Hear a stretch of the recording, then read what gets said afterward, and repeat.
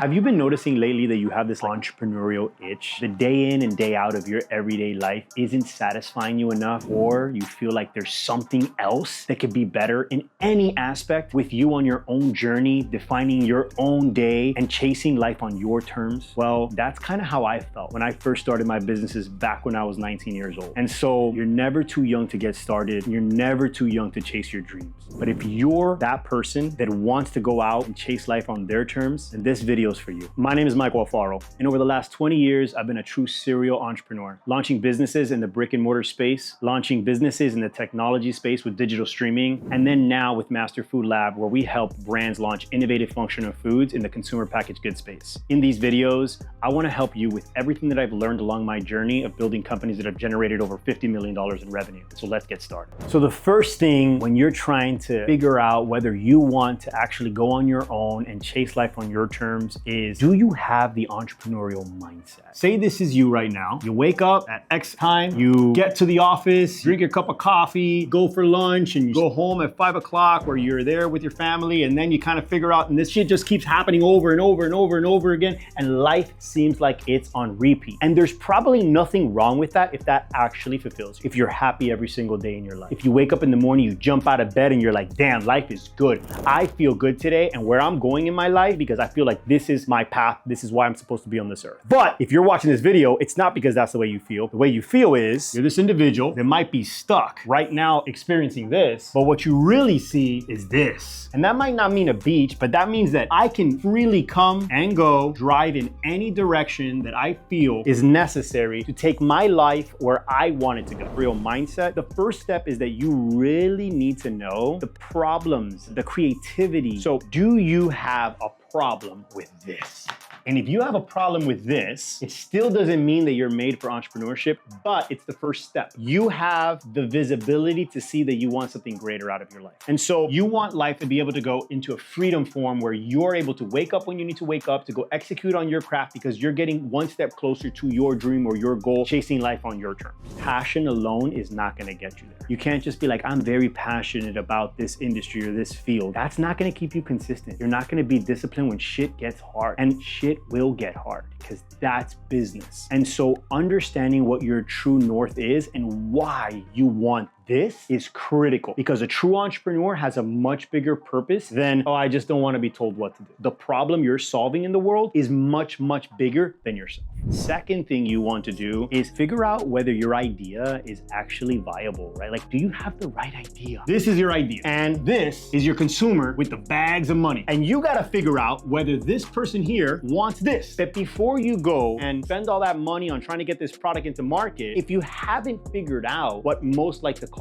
the minimal viable product or your MVP, like, is your idea even viable in market? Does anybody want it? And so let's first figure out some steps that you can take that will get this idea to say, yes, this actually can be a product that this person is willing to pay for. The first thing is take that idea, take that concept, and try to get it to a point where it's very structured. Ask yourself the questions that if you were to take it and stand outside of a grocery store, let me give you a story. So in my scenario, if I actually had a brand that came to me looking for an innovative snack in market, the first thing that I would do is I would say, who is this for you? Who is your key customer? Who are you trying to solve a problem for? You want to understand what problem you're solving and for who. So let's assume, on the same story, that this product is to solve a problem for a mom who is looking for better snacks for their kids because all the shit that's out there is garbage. It's full of artificial flavors, colors, sweeteners, chemicals, etc. So the consumer here is a mom. That mom has a pain point. Her pain point is that her little kid every day is taking a lunchbox to school full of fucking shit. Then the real solution and the real idea is this product here has to be small enough to fit in a lunchbox, has to have clean ingredients, amazing taste. And you're not servicing this kid. That's not your customer. This is your customer right here. The mom, the buyer. What is that person looking for? Where are they shopping? Where can they find your product? Amazon. Go on Amazon. Look at all the comparables. Put your product into the search engine. See if it's even something that is search. There's multiple tools out there that you're able to figure out whether your idea solves a problem for someone. And then there's a resource, even if it's grassroots, like doing a survey. Like, you can figure out whether or not your product is actually viable and your idea and concept can become a product that solves a problem for someone. But figure this out first and it will help you figure out whether this idea is viable or not.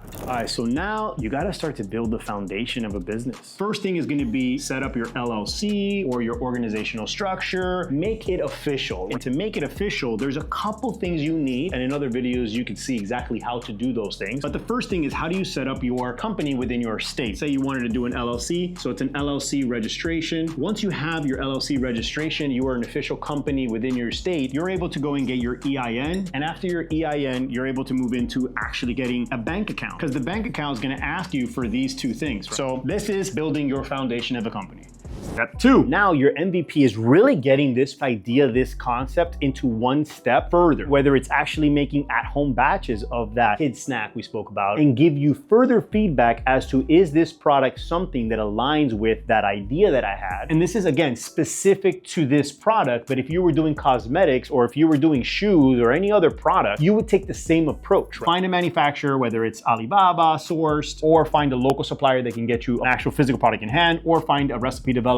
Once you have that MVP, you now want to go against the actual business steps, which is going to be get this product into the right hands to see if it's market accepted. You want to be receptive. Your ear is to the ground, because at the end of the day, your consumer is going to pull money out of their pocket and is going to pay for this product or service. And they're the ones that are going to give you the most critical feedback that you need to take from a positive point of view as the other side. So put yourself in their shoes and say, what can we do with this product to make it better? How would you use it in your daily life? How much would you spend on this product? How would you improve this product? You need to make sure that before you invest heavily, you have a product that people want, that you have a structured business that can handle that build before you start spending real money. If this is your first real go at entrepreneurship and this is your first company that you're starting, you need to be aware that you are learning. And you're not learning in an education phase, oh, let me just sit back, let me learn. No, you're learning in real application phase. You are putting majority of your time and all of your effort into building something that you actually don't know how to build. So leaning on your mentors, leaning on your resources, building a strong network around you of people that are doing what you are doing or what you want to achieve is critical, because just like you, there are many others that are along their path, launching their first company and are trying to figure out their next move. If you're in that scenario and you're like, I don't even know where to take my first step, I've put together an actual blueprint step by step, 1 through 47, that exactly explains what you have to do from starting your LLC and opening up your bank account all the way through building out decks, branding assets, finding manufacturers, etc. So if you want that, you could DM me blueprint and I'll give you everything you need step by step. Now I think this one might be the most important out of the entire series, which is, do they have what it takes to build what this idea can become? And so let's split this up into two different things. Number one, we're going to say money. Capital can come in a couple different forms. You're either going to bootstrap it, keeping the entire ship running for the lowest amount of capital expenditures. That means you're going to be taking the load, you're going to have to do more work, you're going to have to build more skill sets. And so you're more responsible for executing, which is the second point, where that pressure starts to increase. But at the same time, you're able to keep your costs down.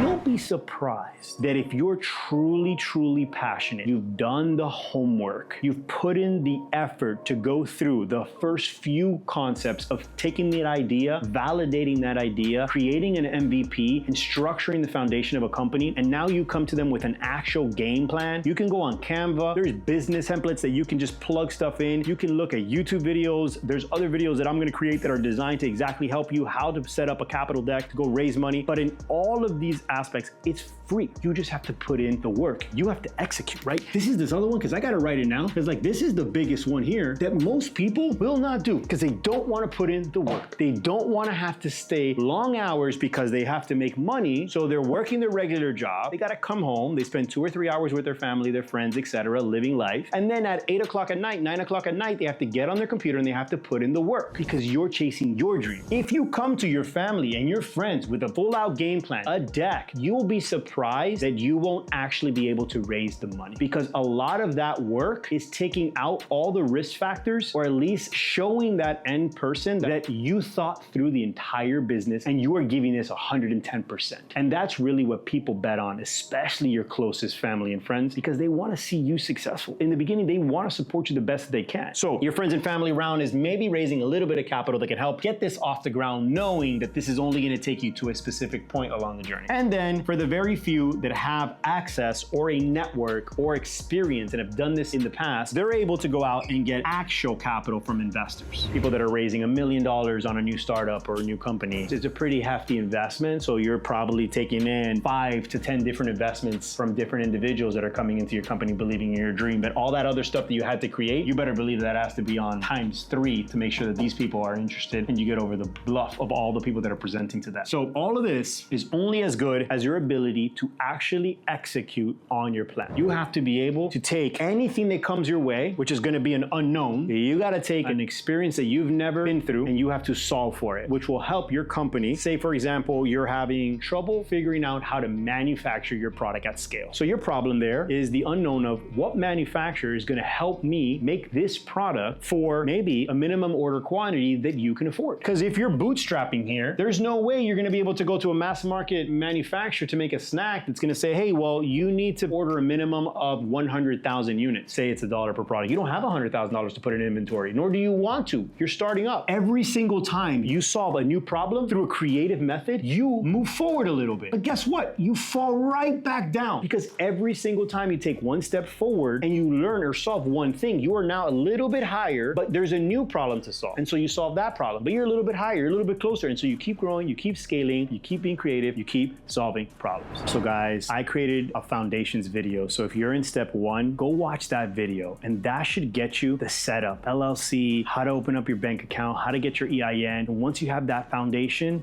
off to the races.